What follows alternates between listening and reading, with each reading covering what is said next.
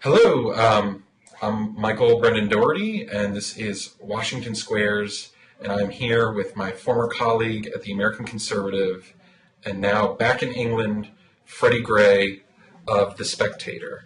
Hello, And hey, Freddie, how are you doing? Very well, very well. How are you? Good, good. I'm really glad we're doing this. This week, your Prime Minister came to the United States in probably one of the most predictable love stories ever written by God, and fell into the arms of our president. And Yes, it was special. It was a special moment in the special relationship. exactly.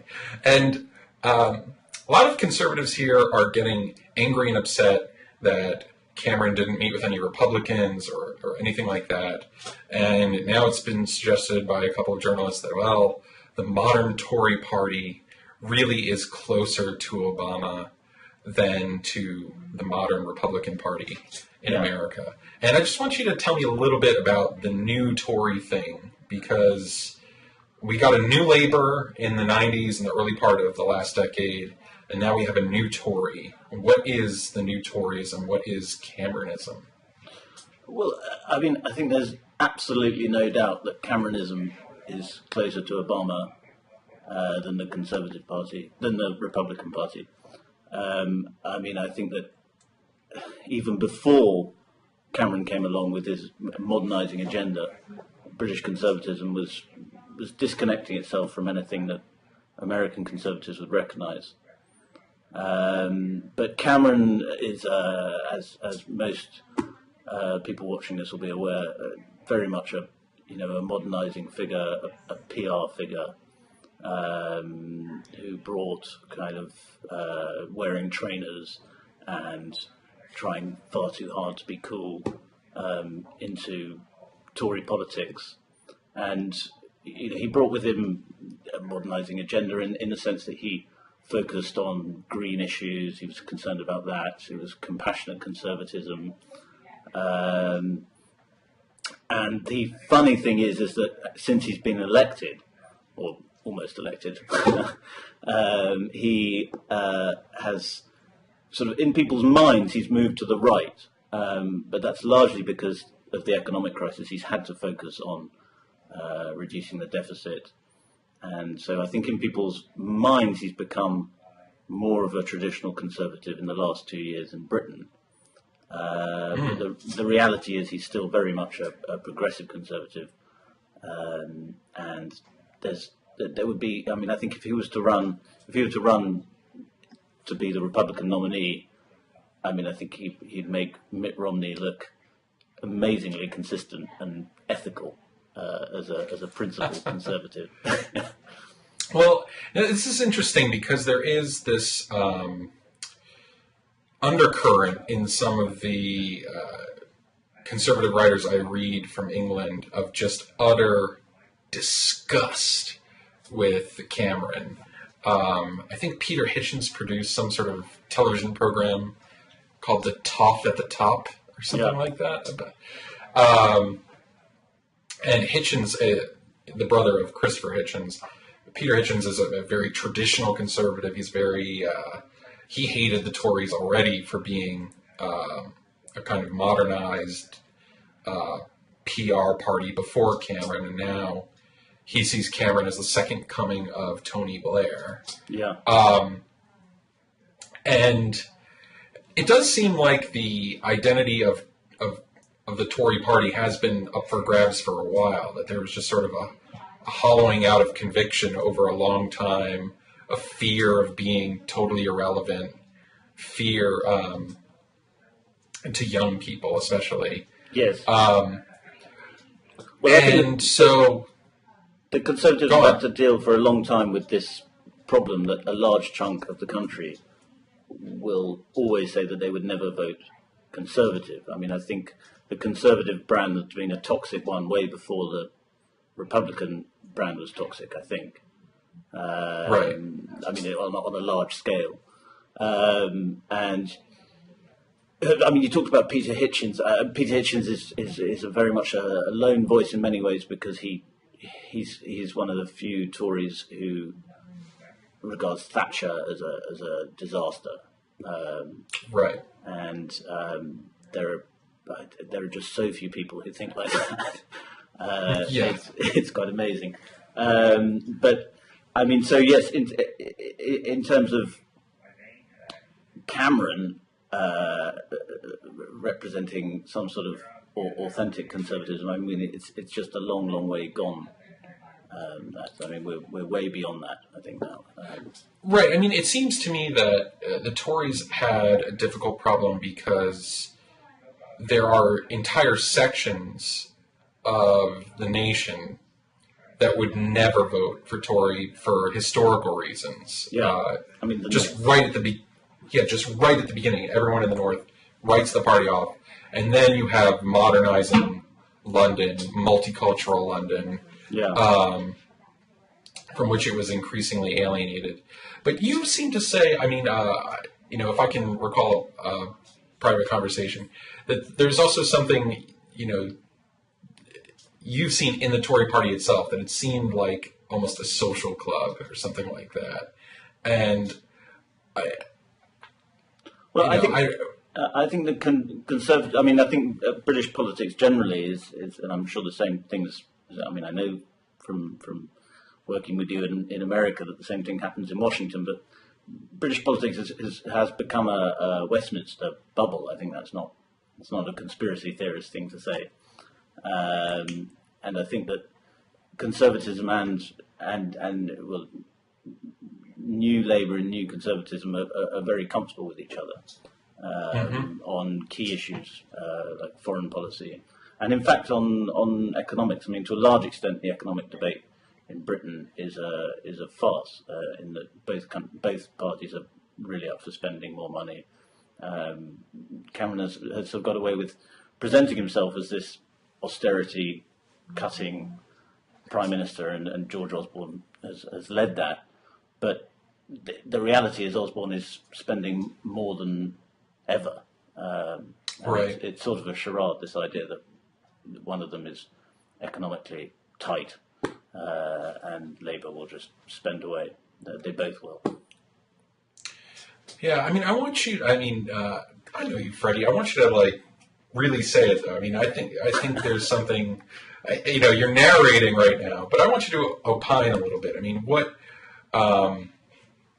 you see this kind of up close, and I think in many ways Americans, intellectual American conservatives, still romanticize Britain. They know that the House of Lords has been gelded. Yeah. They know it's not the same, but there's this kind of romanticism. Yeah.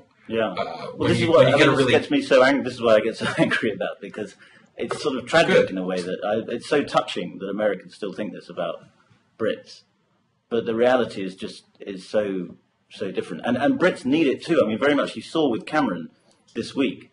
We just pine for a president to say the word special, to talk about our greatness or our historical. And we're ravenously insecure about our position in the world.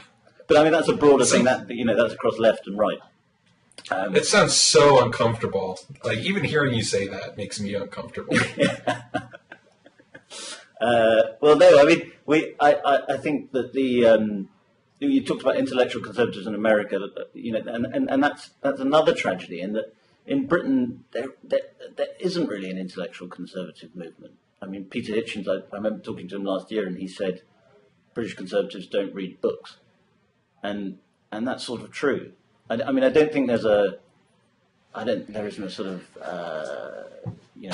CPAC style hollering Tory movement, but there's just a very sort of commonsensical, often quite decent Tory backbone in the country, but they're not reflective about what conservatism stands for and why they're conservative, and in ways that Americans are.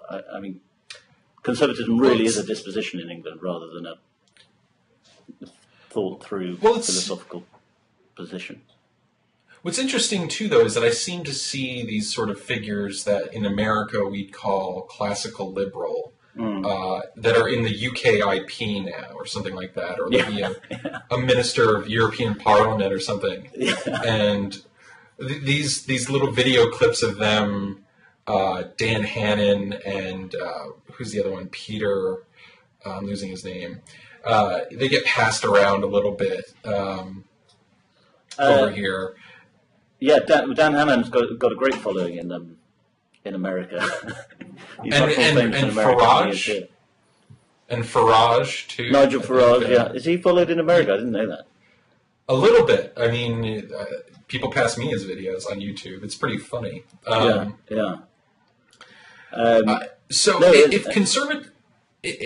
just say if conservatism as an intellectual force, or as even a set of prejudices that could even be given coherence by an intellectual if they bothered to try, if that's dead in the Tory party, well, what is Cameron? I mean, you said modernizing figure, but modernizing towards what? I mean, I get the sense from reading Hitchens and others that it's just complete emptiness, that there is literally nothing, like the sheen is the substance. Yeah. Is that how you feel? Not really. I mean, I think the really frustrating thing about Cameron is that he's so slippery, and in a way he's so vacuous that you can't really see the vacuum. Because at times he hints at, I mean, I don't know how familiar people will be with the big society. Right, this is this idea promoted, sometimes it's called red Toryism, right? Yeah. And Philip Blond, I think, is quite well known in some parts of America. Right, and Philip Blond promotes this idea, in a sense, of the big society, which is sort of the alternative to big government, is that there is, society has institutions in itself that the government has sometimes ineffectually replaced. And if we allow those institutions to grow back, get their muscles back to function again, then you won't need this kind of niggling management of every part of human endeavor. Is that a fair statement? Yes, that sounds about right. I think a lot of thoughtful American conservatives, from Rod Dreher, I think, to Ross Douthat, were quite. I don't know about Ross actually, but I think they were quite drawn to this idea. Yeah, David Brooks even wrote a column. David Brooks, So Cameron talks about this, and on the surface, it sounds to me like right in my wheelhouse. Yeah, this sounds excellent. But yet its leading figure is this Cameron. So tell me. Well, the trouble is that there hasn't really been any obvious attempt to implement the big society, and I mean, there's huge problems in trying to implement it as a program, because obviously it's a decentralizing idea. So you can't have a sort of mighty big government imposing big society on every locality. Right. But Cameron's the person who was excited by this idea was Steve Hilton, who was a kind of very much a blue sky thinking. So he spent a lot of time in Silicon Valley. He's gone back out there now, and he, I think, was very disgruntled with. He thought that the big society was a sort of revolutionary idea that would change conservatism in Britain and change British politics, but it has singularly failed. The idea was ridiculed, really, in Britain, and some people think that the big society cost the Conservatives the election. Really? Yeah, in that after they put it in their manifesto, popularity diminished quite considerably. Because again, this is the problem with Brits, is that they don't really think about British Conservatives. Is they don't really think about conservatism in any sort of philosophical way. And I think the idea struck them as silly and pretentious and PR skinny.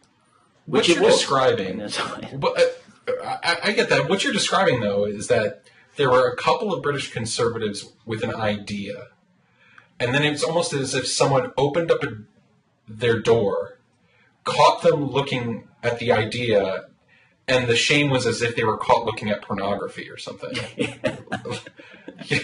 Like, there's an idea running around British conservatism. This is horribly embarrassing for all of us. Yes. Oh God, we've actually thought about something. Yeah, don't tell anyone. The secret shame of mine.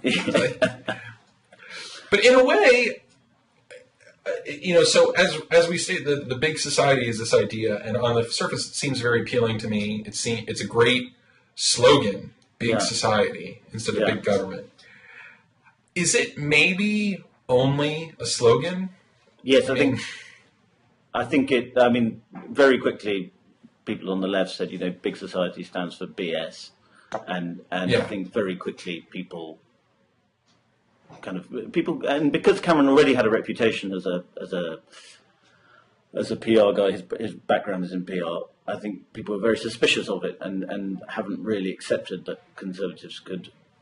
Because conservatives are so widely seen as evil, and British conservatives, that they, when they try to present themselves as having this sort of local, crunchy idea, people were instantly suspicious and thought this was a way government could cut everything and then pretend it and dress it up as a sort of earthy Burkean philosophy. Right, and it is. I mean, there is a kind of historical implausibility, right? Because the Tory party defended the empire, and now it's sort of has this little Britain fascination, or seemed to for a minute. Yes. Well, there are small technical things that I think Hilton pushed for, and that are still on the cards. Some people are very excited because we're going to have mayoral elections in the municipalities that we haven't had before. There's going to be a referendum on them coming up, and some people think this is that the Conservatives are going to manage to impose a new layer of government on top of the sort of existing bureaucracy that will be more powerful and more responsive to local demands. But the trouble is, it always has this slight whiff of badly thought through sort of pie in the sky thinking, and Brits are suspicious of anything that sounds intellectual, as I've already said. Well, all right. So if conservatism is dead, I want to move on to a thing we hinted at before, which is that you talked about the kind of desperation on right and left for an American to describe our relationship as special. Yes. And I want to get at this special relationship. I think you and I have a special relationship. And we are the story of America and Britain, actually. Well, especially when we met at Russia House that one night. But that's for another podcast. Yeah. But so I thought that under Bush there was a lot of anger about this special relationship in Britain. There were protests about the war and talk of Tony Blair being the lapdog of George Bush. And I thought this might have been a transformational moment. And people, it seemed, were talking about turning away from the United States and turning toward Europe. Yes. How obvious this was. But you seem to suggest that this is not at all real and that there's still kind of desperation. Was it just the election of Obama? Just whitewash, Bush forgotten, we can move on now and go back to normal? Or is it... I think so. I mean, Obama the palpable love for Obama here isn't going away anytime soon. And I mean, I think that the problem with Britain is that we sense that we are completely irrelevant on the world stage now, and we pine for a tiny bit of credit from America, and it doesn't matter who gives it. I mean, we say with Bush, we would disapprove of Bush, but when the Iraq War was building up, we absolutely loved Bush quoting Churchill, making us feel like we were some sort of invaluable historical force for good. And oh, get off your knees! This is pathetic. This is pathetic. And it's funny also that you're telling this to me, because there's part of me that just wishes the 13 colonies would just return themselves to direct governance by the Queen. I am a little bit of an Anglophile, but not in the way that any English person likes. Yeah. But, no, that's pathetic, Freddie. And it's also sad, too, in a way, and I speak as an anti-war conservative, which I'm sure, we're both on that wavelength. Yeah. But Cameron came over and said that the other night at the state dinner that Obama has hit the moral reset button for the free world. And, I mean, Guantanamo is still open. And not only is it still open, but it's not quite accepting more prisoners because it seems like Obama likes killing them with drone strikes rather than like imprisoning and interrogating them. Yeah. We've had a war of choice, essentially, that we entered into in Libya, or like joined into. Yeah. Which I think if Bush had, and Europe was all behind it, and if Bush had done this, I get the feeling that it would have been very unpopular. Yeah. And Cameron is obsessed with taking credit for Libya. I mean, Cameron and Sarkozy were biting each other's faces off to take credit for the intervention. And it's turning into a disaster already. It's already a complete disaster. But weirdly, it's now been struck up as a good intervention. And I guess because it's Libya, no one matter. I know that's it's actually, we're actually entering into territory where I feel like we're entering the dystopian future, because Libya is in a state of near chaos still. There's no good governance. Sub-Saharan immigrants into Libya are literally being chased out or killed in this melee. And it's literally like, well, Gaddafi's gone. Let's just put up the shades, and we won't bother with the smoking rubble right behind us. Yeah. And just everyone pat each other on the back, and then race to take credit for it. Yeah, but this week there was an amazing amount of credit for Libya being passed around between. I mean, Cameron said, did the Osama bin Laden applause line for Obama? You got rid of Osama bin Laden, clap, clap, clap, clap, clap. And the world's a better place without Gaddafi. And I mean, it just seemed to be insane that no one was thinking about whether the consequences of the Libya intervention were at all good in any way. Is it? I mean, do you get the sense that it is just because Obama is this kind of aspirational figure, that he represents diversity and the future, and he's got this kind of cool, and he's a secular figure in a lot of ways. Yeah. I mean, is it literally is it literally just a matter of identity that the political class in Britain wants to identify with Obama in this kind of shallow cultural way? I think very much so. Yeah. Okay. I mean, I think the cool thing is very much a factor. I mean, he is quite. He would at the press conference. I think on the second day of the visit, in the questions with the journalists afterwards, you could see that the British journalists loved how he can be quite funny and interact with them, and they find they're completely bowled over by it, really. And again, this is because deep down we worship America. I mean, when we're just very grateful whenever a president sort of pays us any attention whatsoever. It's very funny. So maybe this is a dysfunctional relationship, because I've always felt that Americans are, and 4 minutes ago I said that we should return ourselves to the governance of the Queen. Yeah. And that's a joke, and that's more about my monarchist leanings. But there's this pathetic way that Americans fall all over ourselves for the attention of your prime ministers, or at least when your prime ministers come over here and tell us how great we are. I mean, Yeah. Well, you're right to say it's dysfunctional because we are so easily won over by praise, but equally we are easily riled up by the slightest hint of a snub. You know, you say American journalists have been talking about Cameron not seeing Republicans when he's over here, but I mean, you should try British journalists about Gordon Brown's visit in 2009. I mean, there were British journalists that despised Gordon Brown, but who would still get themselves into sort of fits of apoplexy about the fact that Obama had not given Gordon Brown a very nice present. And, and it was kind of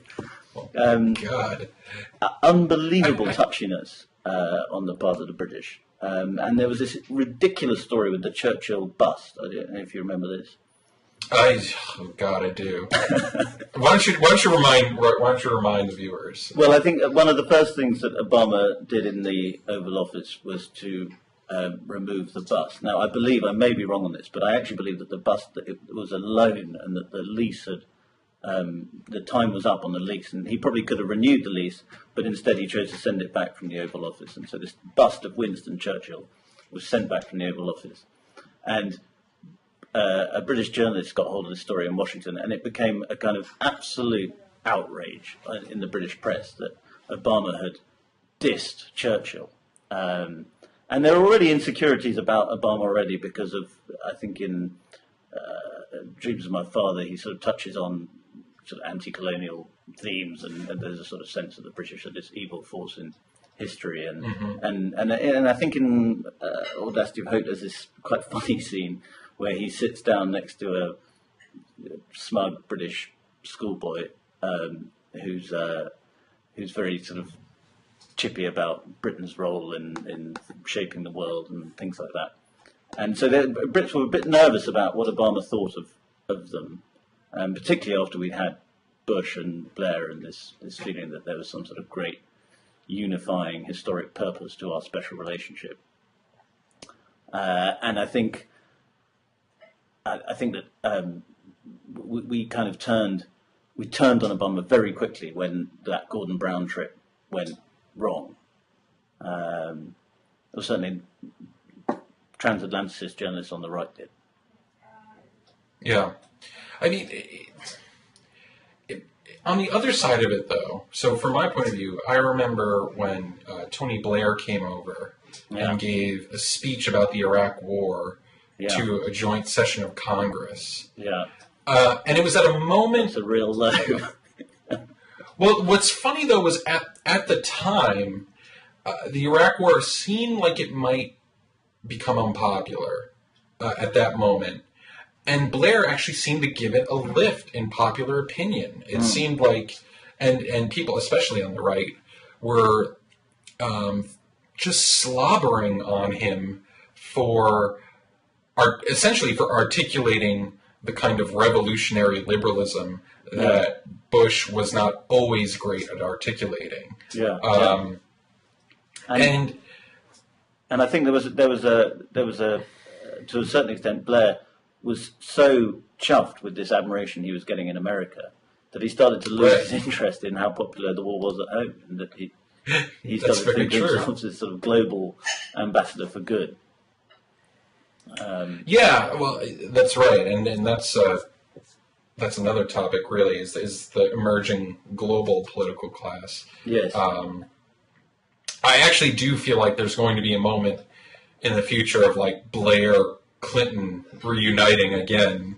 Whether it's through Hillary at the World Bank or more endeavors of the Clinton Global Initiative or something like that. But that generation will not pass without making another stab at power. Yeah. So I know that. I mean, it's interesting how many Americans play into it. I mean, we're going back to the bus story. I remember I had friends who worked in the embassy in Washington at the time, and they said they were getting thousands of letters from Americans apologizing for Obama's decision to send back this bust. And so it just seems incredibly weird that Americans would think that that's at all important. it's bizarre, frankly. And it's funny too because Churchill left office very unpopular. I mean, this is he's been canonized, I suppose, by history. But leading the war effort was not actually like a very Churchill was actively discussing, poisoning German food and doing all sorts of insane things. Yeah, and I mean, to win the. People forget about what he said about immigration towards the end of his life. I mean, it was not particularly palatable stuff by today's standards. No, it's anyway. I mean, we could go on about Churchill, I think, but I want to change it a little bit. So we've talked about this. Now you have some thoughts on British journalists in America. Yes. And it actually seems like there are more of them.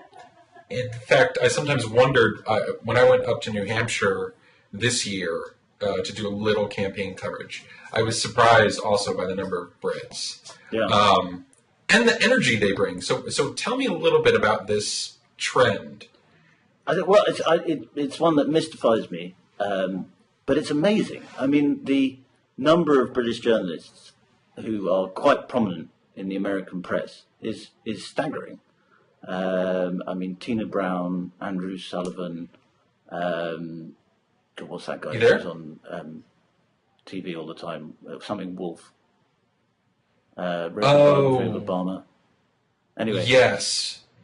I've forgotten it. No, that's fine. And I think that, I mean, that it's not just journalism, it's in kind of culture too. I mean, kind of old actors who are getting a bit washed up here will go to America and they'll start doing voiceovers and things. And I think there's a sort of idea among the Brits that you can make it in America because Americans will like you because of your accent. And that's so forth. Absolutely true. Yeah. It's but we also, although I will say this, we also, I think as we enter the internet age, I think there's something where American journalists tend not to be as aggressive as some British journalists. Yeah. I mean, we have an editor here, a Business Insider on the advertising section, and I really think he nails the voice that journalists go for on the internet because he's aggressive with his reporting. I'll tell you this: I was at and British journalists just don't necessarily always have the kind of reverence for the subject that Americans do. And I think I'll tell you a American story. journalists are much more kind of professional in their attitude. I mean, it's a sort of sport for British journalists. Obviously, it's a career too, but it's a sort of dirty sport, really, for British people. Whereas in American, there's very much this idea it's a sort of calling and a civic duty, whereas we don't really have that. Well, what's funny too, though, is that with the Brits, I'll tell you a story. So I was covering the John Huntsman campaign launch, and what they did was they got the big photo op at the base of the Statue of Liberty. Then they flew all of us on a plane to New Hampshire, where he did almost the same exact speech. And there's a British journalist, who I'll leave unnamed, to protect the guilty. And we're on the plane together, and he starts rifling through his photos. He's actually a print journalist, but he starts rifling through his photos. And he immediately turns to me. He's like, I think I should give these to the Daily Mail. And I said, why? And he's like, well, look at Mary Kay Huntsman's breasts. He's like, and then he thumbs over. He's like, and look at her daughter's breasts. Mary Kay's had some work, and it's just someone has to do this story. So I'll just pat. And meanwhile, everyone else on the plane, all the Americans, are just very dutifully talking about foreign policy realism or everything else. And it was so funny. And I apologize to everyone in the story, the journalists, the Huntsmans, all of whom I love. But it was like the perfect illustration to me of like the difference. And this journalist, I think, is going to be more successful than many of us because the internet craves those kinds of questions. I mean, I see what people click on. Like, well, I've seen. I don't know if have you noticed that the Mail website in America has been unbelievably successful. Yes.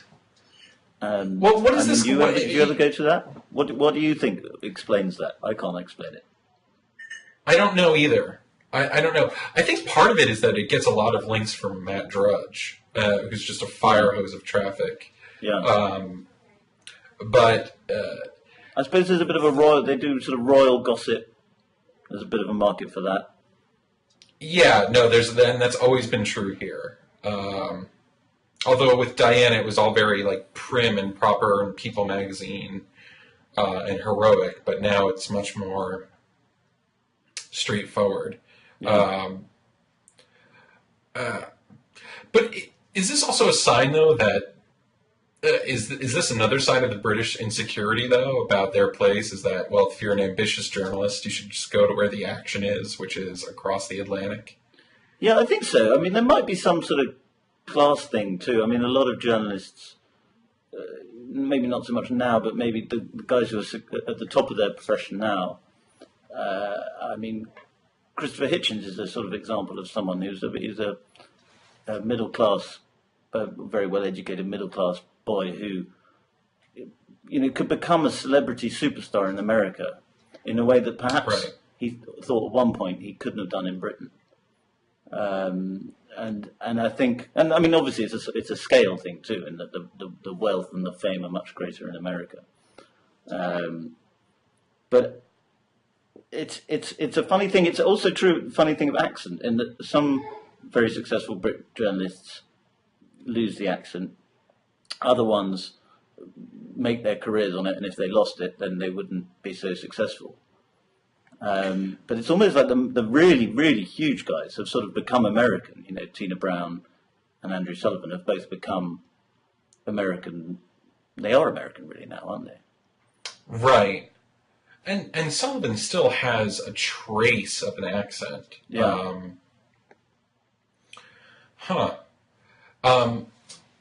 It's fascinating. I welcome the British journalists. I find them a lot of fun. Because there is just this piety that Americans have about the way we do journalism that I think is worth getting rid of. And I mean, we see it also, the success Nick Denton has had over at Gawker. I mean, I know he doesn't consider himself quite English, but that's where he grew up. So. Anyway, well, I think that it's actually we need to import some sort of American values of it, because obviously I'm sure you've seen with all the phone hacking stuff, which the New York Times has been exposing a lot of it. But I mean, I think that there's this sense that British journalism is too grubby, and American journalism is too prim, and some sort of compromise between the two would be ideal. Yeah, that's true.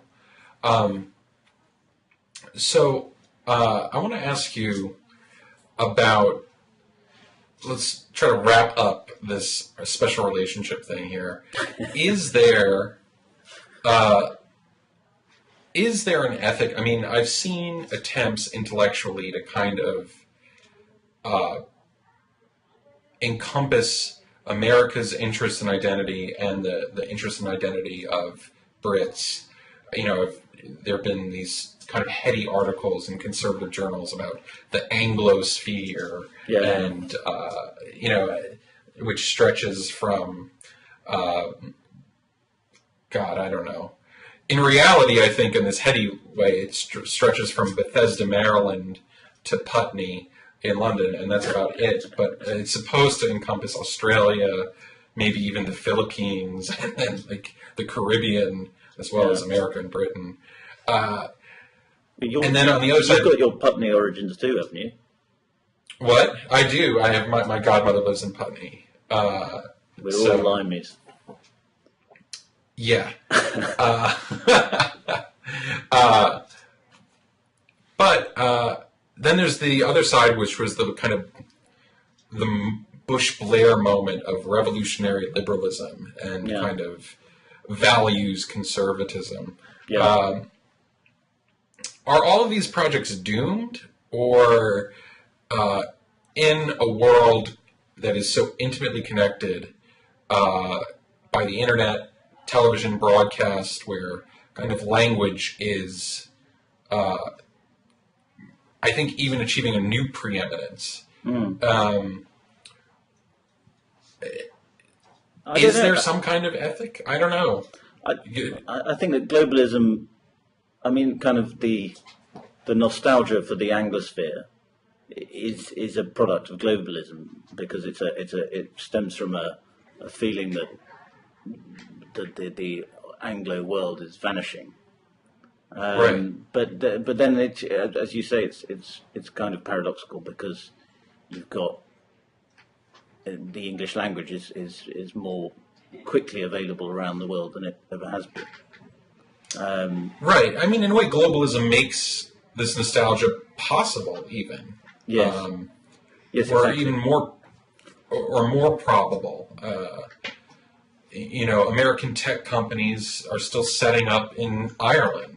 I think Facebook is going to move its servers to Ireland, or a lot of its servers to Ireland, and part of that is because they can deal in English, and then the low tax rates too.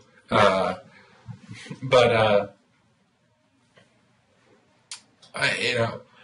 just wonder if we actually are entering this kind of new era where English still is this very, as a language, this still this very powerful way of connecting with each other. And it's very powerful, the economic connections between India, the United States, and, well, to a lesser extent, Great Britain too.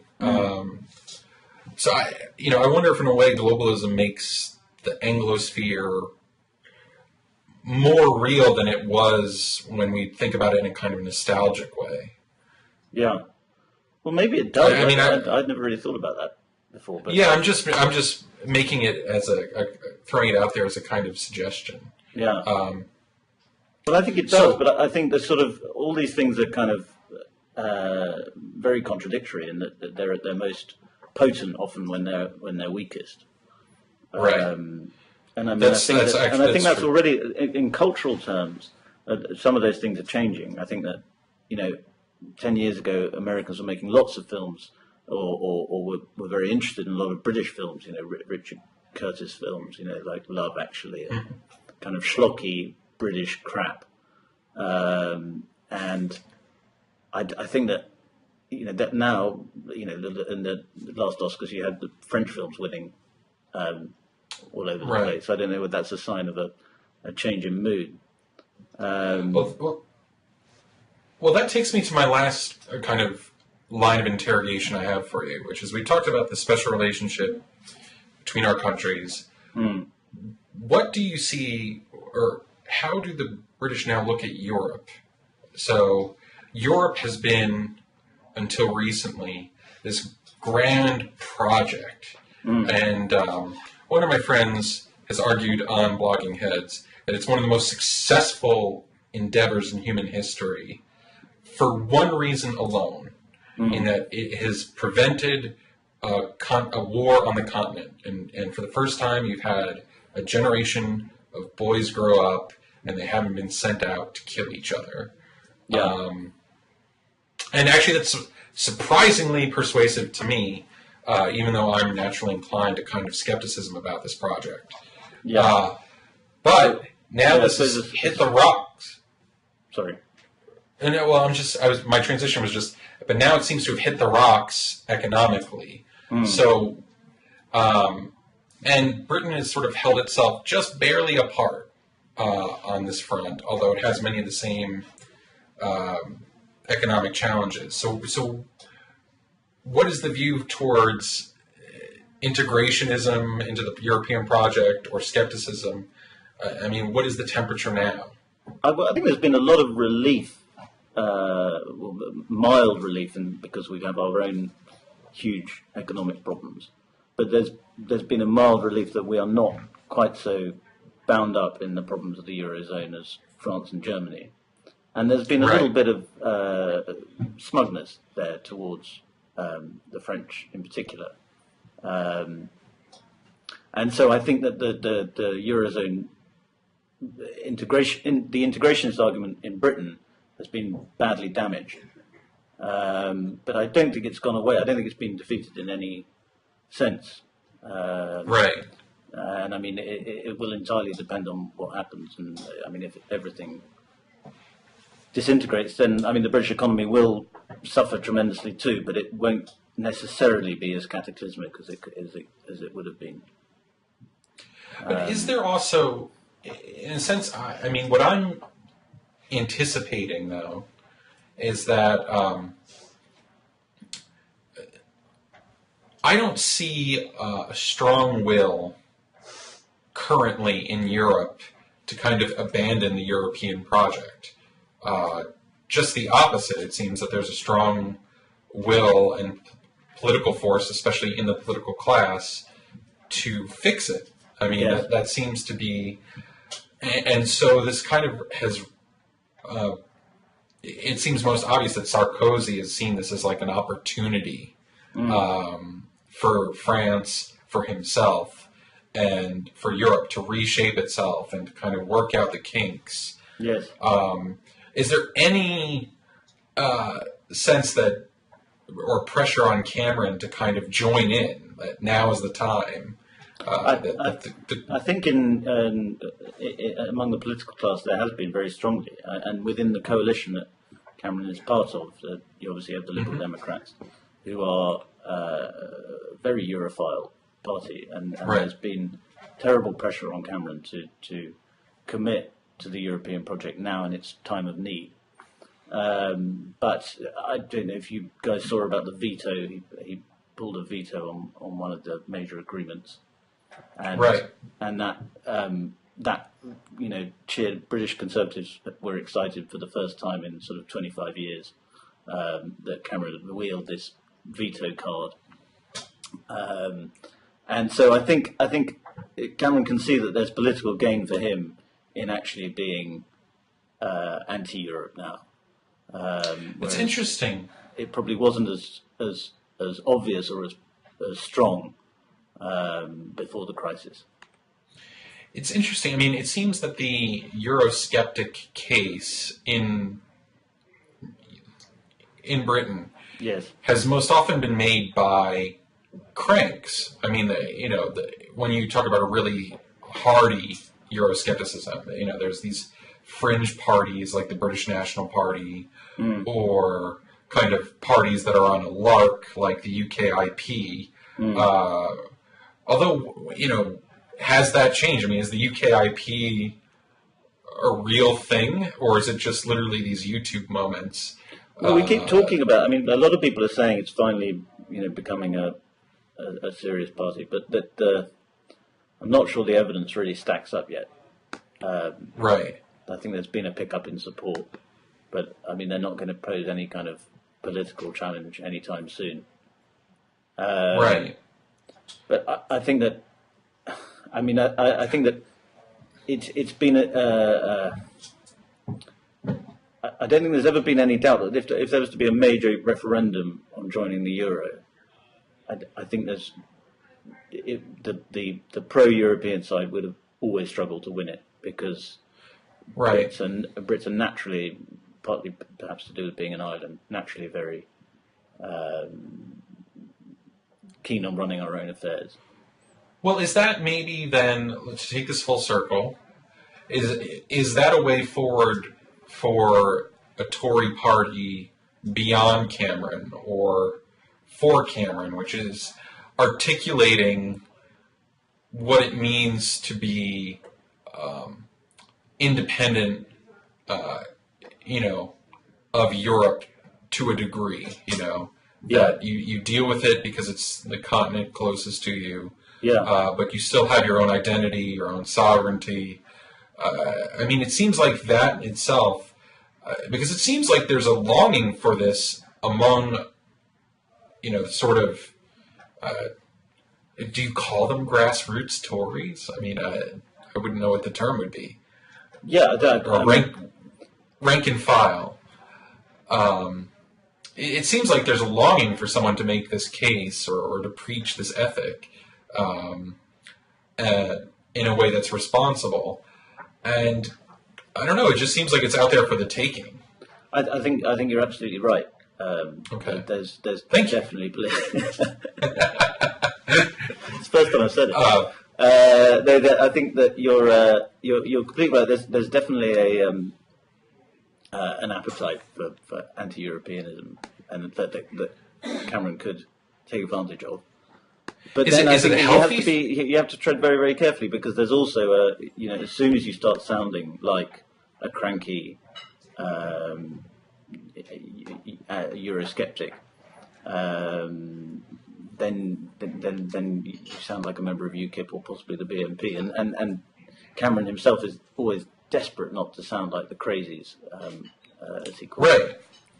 Right. It seems like it's they still represent a major part of his party, and he has to placate them. Yeah. Well, that's interesting. Well, listen, Freddy, this has been fascinating and funny. And great pleasure, Michael. Well, no, it's great, and we'll definitely have you on again. Or maybe the next special moment in the special relationship. No, yes. I mean, who will lead Britain next? I mean, let me ask you that before we sign off. I mean, who is coming up post Cameron? Well, I mean, there's a sort of unanimous feeling that Ed Miliband is completely hopeless. Right. But he is in such a strong position in terms of seats that even he could win in a general election, just because in the current situation, I don't think any party with this few seats, with as few seats as the Conservatives have ever held on to power in a general election. Right. Well, is Ed Miliband the Mitt Romney of Britain? Someone who just cannot I'd never thought stop of putting that his before. foot in his mouth. But yes, I think every time he opens his mouth, everybody cringes. Yeah, so I suppose in a way he is. Yeah. This could be a thing. I mean, this would be, in a sense, this could be the final point of the special relationship, right? Is for the special relationship to actually turn into one of these cringe-inducing sitcoms that people have been sending over to us, like The Office, where you have Ed Miliband and Mitt Romney in a room together, Yes, and it just makes everyone want to vomit, like Rick Santorum. It just is so uncomfortable and tetchy. Yes. There's sweat. This is what I see for the future. It could be glorious. I dread your reality. I dread that eventuality. On that note, thank you so much, Freddy. We'll do this again soon. Thanks, Michael. Thanks for being great on. to talk to you. All right, take care. All right.